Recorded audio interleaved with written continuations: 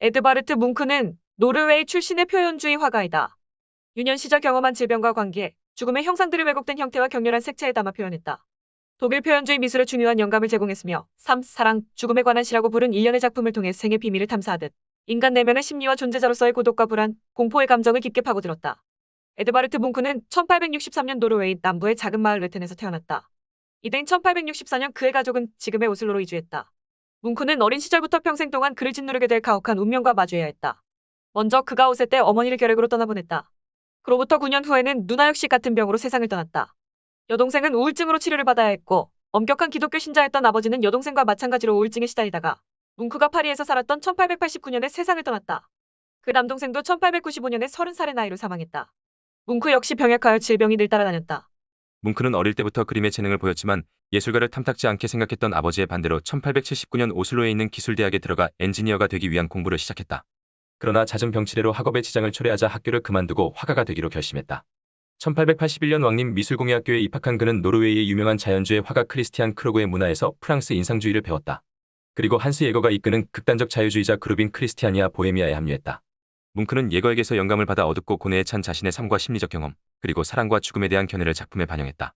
뭉크는 1885년에 처음으로 파리를 여행했으며 이후 독일과 이탈리아를 둘러보며 인상주의와 상징주의의 영향을 받았는데 특히 빈센트 반 고흐와 앙리트 툴루즈 로트레크, 폴 고갱의 작품에 크게 공감했다. 이들의 작품은 뭉크에게 그림의 목적이 자신의 내면을 돌아보고 두려움을 극복할 수 있는 수단일 수 있음을 확인시켜 주었다. 이후 그는 인간 내면의 심리적이고 감성적인 주제들을 깊이 있게 파고들었으며 작품 속에 자신의 개인적 경험을 투영시켰다. 이렇게 해서 탄생한 작품이 1886년 작병든 아이다. 뭉크는 누나의 죽음을 주제로 한 이 작품에서 어린 시절부터 줄곧 따라다닌 죽음에 대한 공포와 절망, 정적, 슬픔을 표현했다. 이 작품에 대해 비평가들은 거칠고 암울한 묘사 방식에 대해 경악했지만 뭉크는 이 그림이 자신의 작품 중에서 가장 훌륭하고 중요한 그림이라고 생각했다. 1889년 뭉크는 26세라는 젊은 나이에도 불구하고 오슬로에서 개인전을 열어 110점에 달하는 작품을 선보였다. 같은 해에 그는 국비장학금을 받고 파리로 유학을 갔으며 에콜대 보자르에서 레옹 보나에게 가르침을 받았다. 이 시기에 쓴 뭉크의 일기를 보면 그는 다음과 같이 기록하고 있다. 우린 더 이상 책을 읽는 사람이나 뜨개질하는 여인이 있는 실내 전경을 그려서는 안 된다. 숨을 쉬고 느끼며 아파하고 사랑하는 살아있는 존재를 그려야 한다. 내밀한 인간의 경험을 충실하게 전달하고자 했던 뭉크는 프랑스와 노르웨이를 오가며 점차 자기만의 언어를 구축해 나갔다. 그의 그림은 거칠고 불안한 성과 함께 매우 종합적이고 양식화된 드로잉을 특징으로 했다. 그리고 여기에 종종 강하게 대조되는 비자연적이고 강렬한 색채를 이용했다. 이러한 색채는 극적인 효과를 주며 보는 이의 반응을 강하게 이끌어냈다. 1892년 뭉크는 베를린 미술가협회의 초청으로 베를린에서 개인전을 열었다. 이 전시회는 총 55점의 작품이 전시되었는데 그때까지 그의 작품을 경험하지 못했던 베를린 미술계는 곧바로 파문이 일어났다. 보수적인 언론에서는 성과 죽음, 그리고 폭력의 이미지를 담은 그의 그림을 보고 강하게 비방하고 나섰다. 결국 전시회는 일주일 만에 막을 내렸다. 그러나 이 사건으로 뭉크는 순식간에 유명세를 얻게 되었다.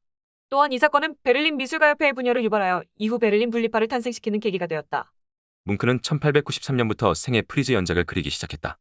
생애 프리즈는 삶과 사랑과 죽음에 관한 시다. 뭉크는 이 연작을 통해 자신의 삶 전체를 되돌아보려 했으며 인간 감정의 모든 국면을 형상화시키고자 했다. 그 가운데 대표적인 작품이 절규이다. 절규는 뭉크가 생애 공포라고 부르던 것을 표현했다. 온통 핏빛으로 물든 하늘과 이와 대조를 이루는 검푸른 해안선, 동요하는 감정을 따라 굽이치는 곡선과 날카로운 직선의 병치, 그리고 극도의 불안감으로 온몸을 떨며 절규하는 한 남자. 이 남자의 절규는 인간의 존재론적 불안과 고통에 대한 울부짖음이고 뭉크는 이를 입 밖으로 표출시켰다. 뭉크는 이 이미지를 다양한 매체로 신점가량 제작했다. 뭉크는 1890년대에 독일에서 되살아난 그래픽 아트의 영향을 받아 1894년에는 판화를 제작했다. 애칭, 서판화 및 목판화를 다룸으로써 가장 중요한 현대 판화가의 한 사람이 되었다. 그 판화는 특히 단순하고 솔직한 형상으로 널리 알려졌으며 그의 그림에서 볼 수 있는 것과 똑같이 강한 주관성이 두드러졌다. 뭉크는 1904년 베를린 분리파의 정식 멤버로 임명되었다. 그리고 1908년까지 독일에 머물렀으며 이 기간 동안 독일 표현주의 미술에 결정적인 영향을 미쳤다. 평소 조울증과 알코올 중독을 겪었던 뭉크는 1908년에 신경쇠약에 걸려 덴마크 코펜하겐의 병원에 8개월간 입원했다. 이후 건강이 회복되면서 색채가 밝아지고 작품 양식이 변화되면서 이전의 표현주의적 힘은 다소 경감되었다. 뭉크는 1909년 3월 오슬로에서 열린 뭉크 회고전이 큰 성공을 거두면서 자신의 고국에서도 인정을 받게 되었다. 그 뭉크는 주요 거처를 노르웨이로 정하고 1910년부터 1916년까지는 오슬로 대학 강당의 벽화 작업에 몰두했다. 그는 1916년 오슬로 근교 에켈리의 넓은 면적의 토지를 매입했고 그곳에 은거한 제작품 활동을 계속했다. 뭉크는 1933년 70세 생일에 노르웨이 정부로부터 성 올라브 대십자 훈장을 받았으며 이듬해에는 프랑스 정부로부터 레종 도네르 훈장을 받았다. 그러나 1937년 독일의 나치 정부는 뭉크의 그림이 퇴폐적이라는 이유로 독일 미술관에 있는 그의 작품 82점을 압수했다. 말년에 그는 시력을 거의 다 잃었으며 1944년 1월 23일 오슬로 근처의 에켈리의 집에서 홀로 죽음을 맞았다. 그의 80번째 생일이 지나고 몇 달 뒤였다. 뭉크는 유언을 통해 자신의 작품을 오슬로시에 기증했다. 그의 작품은 1963년 뭉크 탄생 100주년을 기념해 개관한 뭉크 미술관에서 세상의 빛을 보게 되었다.